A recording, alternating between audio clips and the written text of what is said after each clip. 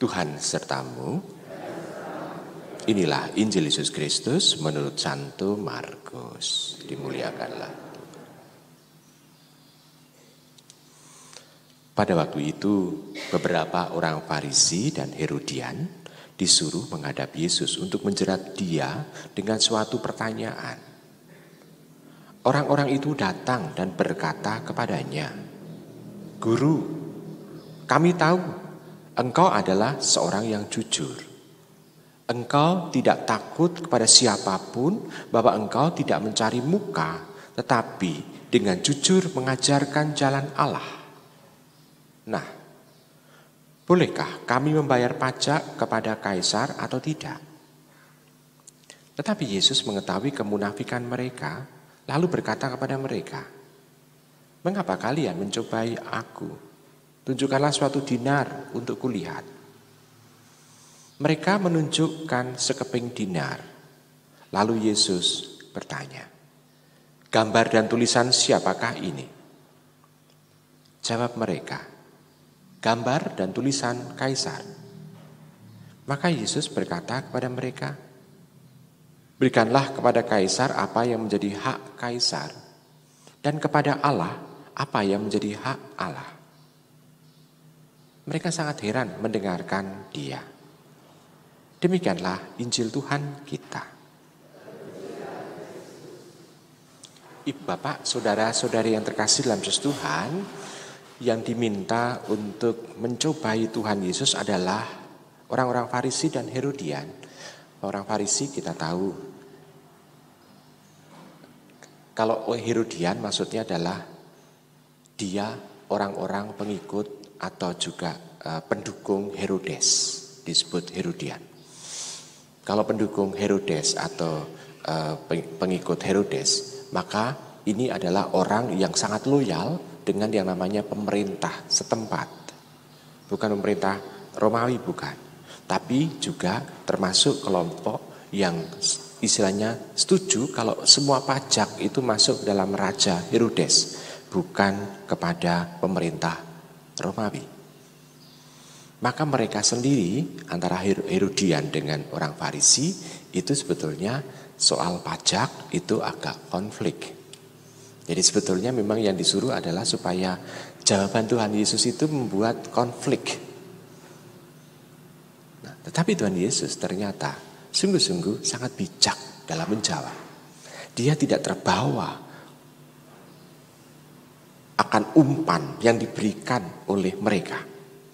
Nah, jawaban Tuhan Yesus sungguh luar biasa. Apa yang menjadi hak kaisar, berikanlah kepada kaisar. Apa yang menjadi hak Allah, berikanlah kepada Allah. Nah, kalau panjenengan dalam kehidupan sehari-hari, apa yang Anda lakukan? Apakah sudah memberikan hak yang menjadi hak pemerintah, diberikan kepada pemerintah? Apa yang menjadi hak Allah, diberikan kepada hak Allah?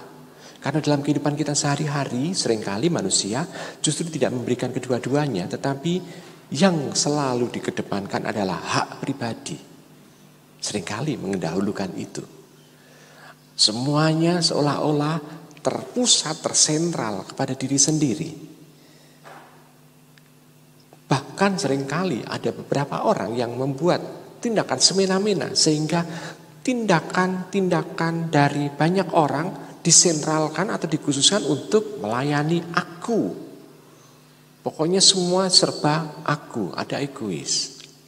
Nah, ibu bapak, saudara terkasih dalam Tuhan, bacaan ini kalau ini diterapkan untuk kita, bukan sebagai jawaban atas orang Farisi dan orang Herodian, mengingatkan kepada kita bahwa ada sesuatu yang mau diungkapkan. Semua mempunyai tanggung jawab masing-masing, dan semua mempunyai suatu hak masing-masing pula. Dan kita harus bisa menghormati hak-hak itu. Dan yang paling tidak bisa dilanggar adalah hak-hak asasi manusia. Paling tidak bisa dilanggar. Dan kita mengetahui kalau sudah berhadapan dengan hak asasi manusia, kita harus menghormati. Karena itu hak asasi manusia yang tidak bisa dilanggar. Tetapi kita juga bisa melihat, ambil contoh konkret, beberapa hak-hak asasi manusia pun itu seringkali dilanggar Demi apa? Yaitu demi pribadi. Walaupun dengan kata pribadi itu biasanya dibalut dengan agama ataukah dengan suara kelompok tertentu untuk membenarkan tindakan pribadi. Contoh misalnya kita bisa melihat begini. Kalau menghadapi kasus misalnya, salah satu contoh yaitu perkawinan campur beda agama. Ada dua hak asasi yang ada di sana, yaitu mengenai kita menghormati tentang kebebasan orang memilih satu agama. Dan itu hak asasi. Dan yang kedua, hak asasi orang menikah, orang yang dewasa menikah. Jadi ada dua hak asasi. Dan kalau perkawinan itu harus satu agama, berarti ada dua hak asasi yang dilanggar. Pilihan agama tertentu dan perkawinan. Jadi kalau tidak misalnya begini, kalau orang itu menikah harus seagama. Nah, ini kan berarti memaksakan agama untuk dilakukan itu. Lalu kalau tidak, ya tidak usah menikah. Berarti juga hak asasi perkawinan dilanggar. Nah, ada hal-hal yang seringkali membuat orang sulit bergerak. Nah, orang seringkali melarang itu dengan balutan apa? Balutan agama. Ya, karena sesuai dengan hukum agama. Nah, ibu bapak saudara terkasih, yang dilanggar hukum agama atau hukum Allah? Orang jadi bingung lagi. Ini rumusan larangan ini, itu rumus larangan berasal dari Allah atau berasal dari agama. Nah, dengan demikian kita disadarkan bahwa masing-masing orang mempunyai haknya masing-masing dan sering kali kita harus menghormati pilihan-pilihan orang itu. Karena pilihan-pilihan orang itulah, itu sebetulnya sudah sejak dunia diciptakan. Ibu bapak saudara terkasih dalam Kristus, ambil contoh ya, salah satu kenapa kok ini itu dari dunia diciptakan begini. Tuhan menciptakan Adam Hawa lalu memberikan perintah bahwa dilarang untuk makan pohon larangan, makan buah pohon terlarang, betul nggih? Coba bayangkan kalau itu buah pohon terlarang dan memang tidak boleh dimakan, kenapa tidak ada yang jaga? Tidak disuruh malaikat untuk menjaga pohon itu supaya manusia tidak makan. Sehingga manusia kalau mendekat pun itu disuruh untuk menjauh. Kenapa?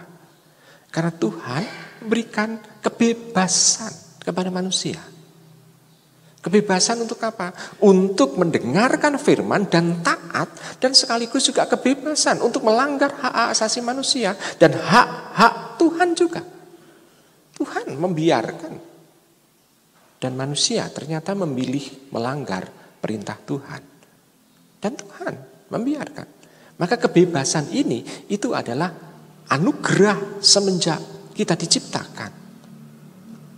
Tuhan saja membiarkan manusia itu taat, tekun dengan perintahnya dan atau istilahnya bukan dan atau menolak kehadiran Tuhan sebagai Tuhan.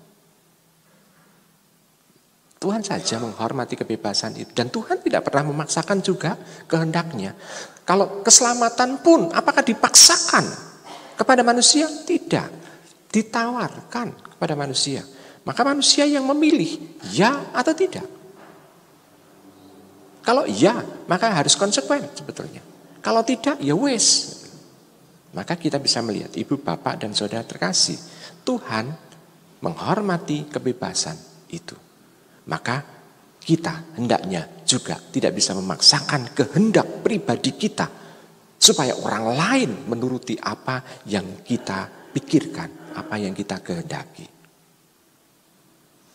Nah, dengan demikian, mari kita bersama-sama mencoba untuk menghormati juga kehendak Tuhan, Sang Pencipta yang telah memberikan kebebasan kepada semua manusia. Dan kita juga memang kalau kebebasan itu justru membuat orang semena-mena, sewenang-wenang, melanggar orang lain, justru itu yang harus kita hindari.